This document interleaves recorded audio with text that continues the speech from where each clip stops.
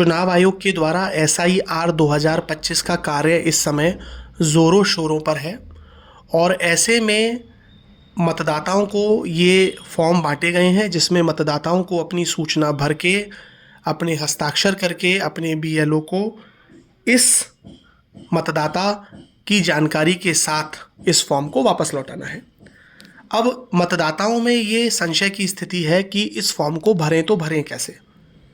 इस फॉर्म में 3 कॉलम दिए गए हैं, पहला, लेफ्ट में दूसरा और राइट में तीसरा। पहला वाला जो कॉलम है, पहला वाला जो हिस्सा है वो सभी मतदाताओं को भरना है, चाहे आप 2003 की लिस्ट में थे या नहीं थे। इसमें आपकी व्यक्तिगत जानकारियां मांगी गई हैं, जैसे कि सबसे पहले आपकी जन्म तिथि, इसके बाद आपकी आधार संख्या जो कि वैकल्पिक है, इसके बाद मोबाइल नंबर, पिता का नाम या आपके अभिभावक का नाम। अगर आपके पास आपके पिता या अभिभावक का वोटर कार्ड नंबर, जिसको कि एपिक नंबर बोलते हैं, अगर आपके पास है तो आपको यहाँ पर भरना है, वरना आप इसे खाली छोड़ सकते हैं।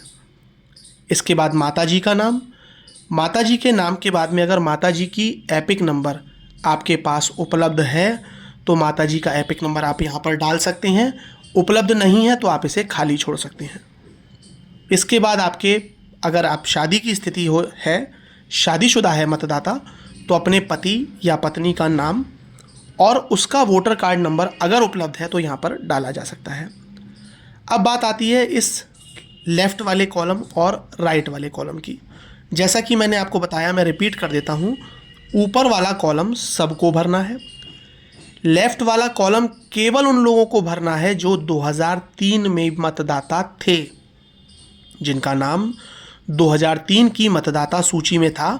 केवल उन लोगों को ये सूचना भरनी है, लेफ्ट हैंड वाली, जिसमें निर्वाचक का नाम 2003 की वोटर लिस्ट के हिसाब से, उसका एपिक नंबर अगर उपलब्ध है तो, संबंधी का नाम, उस समय उनके किस संबंधी के आधार पर उनका वोट बनाया गया था, उससे उनका संबंध, जैसे कि पिता, पुत्र या जो भी रिश्ता हो, पति, जो भी रिश्ता हो।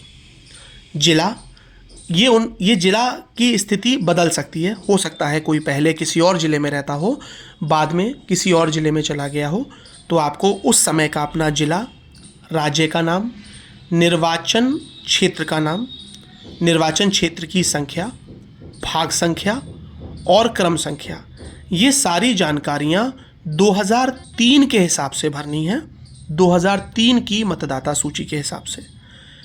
राइट वाला कॉलम आपको नहीं भरना है, खाली छोड़ देना है।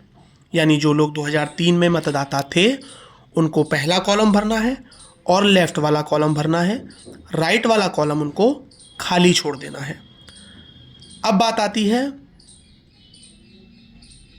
आती है कि जो लोग 2003 की मतदाता सूची में नहीं थे उनके साथ में क्या होगा।